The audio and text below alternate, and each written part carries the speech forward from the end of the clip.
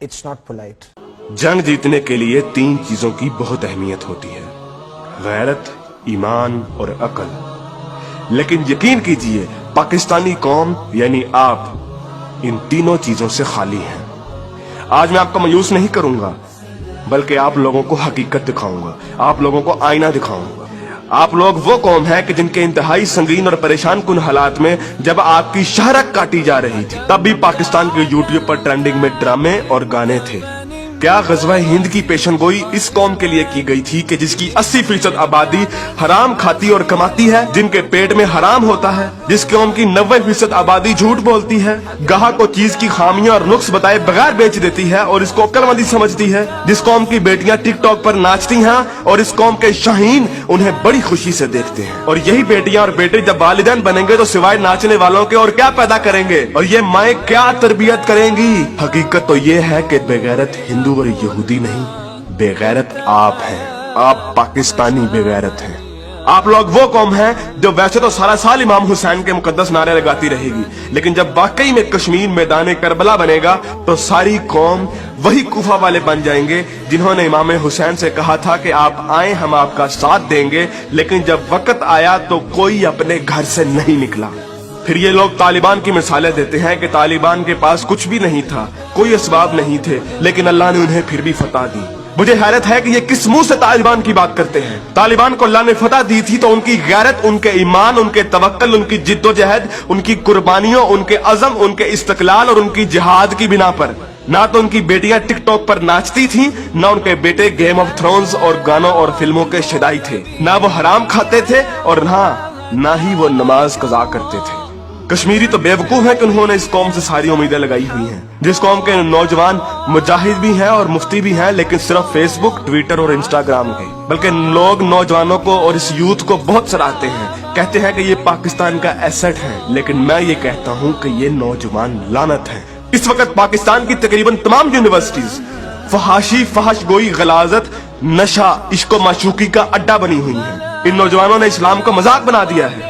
इन्हीं नौजवानों ने मॉडर्निज्म के नाम पे फहाशी और बेहयाई को रिवाज दिया है। हर लड़की आजकल टाइट्स पहन के फिरती है। इस्लाम और तहजीब का कोई नामो निशान ना यूनिवर्सिटीज में है, ना कॉलेजेस में।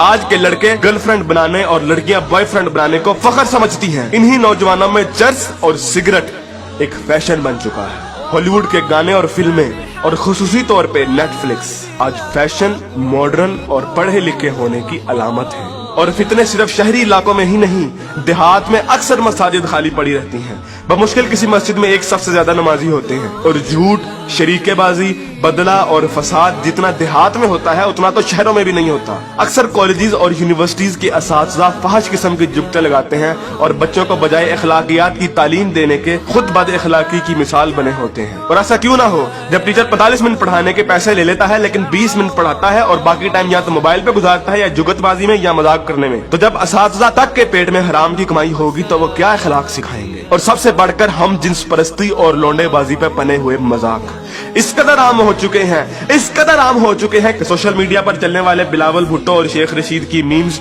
इस कदर आम हो गई हैं कि जैसे ये कोई मसला ही नहीं, जैसे ये कोई खिलाफे इस्लाम, खिलाफे तहजीब कोई बात ही नहीं। ये फितना मजाक मजाक में इस कदर आम हो गया है कि अब तो कोई स्कूल, कोई कॉलेज, कोई यूनिवर्सिटी से मुस्तस्ना नहीं। जिस कौम के बच्चे 12-12, 13-13 साल की उम्र में स्कूलों से ही फहाशी और पोर्नोग्राफी के मरीज बन जाते हैं, तो क्या वो हवस के पुजारी नहीं बनेंगे? ऐसी जगह ज़ैनब जैसे केस सामने नहीं आएंगे तो और क्या होगा? मुझे हैरत होती है कि हर बंदा मीडिया को तनकीद का निशाना बनाता है, हर बंदा मीडिया को फहाशी का असल कसूरवार ठहराता है, लेकिन खुद को कोई जिम्मेदार नहीं ठहराता, जो उस मीडिया को बड़े शौक और बाकायदगी से देखता है और उस मीडिया को अरबों रुपए का बिजनेस भी देता है।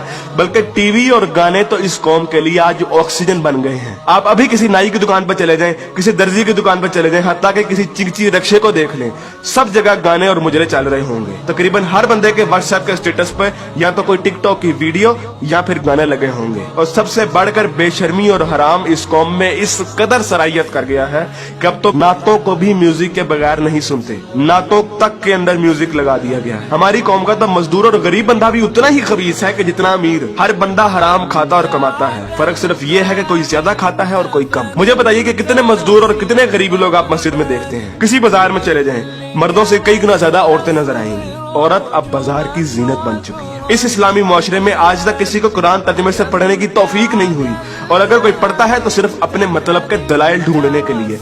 बरेलवी कुरान खोलते हैं तो ईद मिलादुन नबी को सही साबित करने के लिए। शिया कुरान खोलते हैं तो जुलूस और मातम को सही साबित करने के लिए। तबलीगी जमात वाले कुरान खोलते हैं तो सिर्फ तबलीग के दलाइल ढूंढने के लिए। औरतें कुरान खोलती हैं तो मर्दों को निगाहें नीची करने वाली आयत दिखाने के लिए, और मर्द कुरान खोलते हैं तो औरतों को पर्दा करने वाली आयत दिखाने के लिए। और बहुत सी अवाम तो ऐसी है कि जो सिर्फ और सिर्फ वजीफे करने के लिए कुरान खोलती है। यानी इन लोगों ने कुरान को अल्लाह की किताब नहीं बल्कि टेलीफोन डायरेक्टरी बना दिया है। अपने मतलब का नंबर निकाला और डायरेक्टरी बंद। उलमा भी इन लोगों को कुछ नहीं कहते हैं। हर जुम्मे पे उलमा सिर्फ फजाइल की बातें करते हैं, कभी लोगों को ये नहीं कहते कि बेगैरती से कैसे बचा जा सकता है, बदगुमानी से कैसे बचा जा सकता है, झूठ से और फ्रॉड से कैसे बचा जा सकता है। उलमा भी लोगों को नहीं कहते कि कुरान तर्जुमे के साथ पढ़ो और सुनो कि तुम्हारा रब तुम्हें क्या कहता है।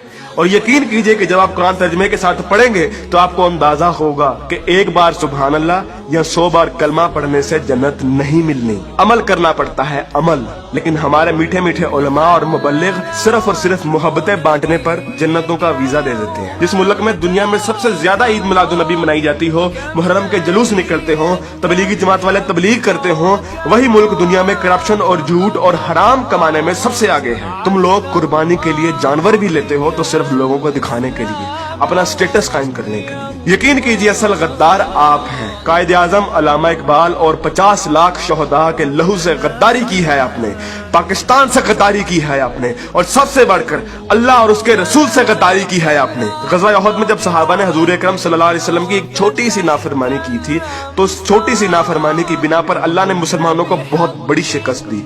हालांकि वो सहाबा थे और अल्लाह के रसूल भी उनमें मौजूद थे।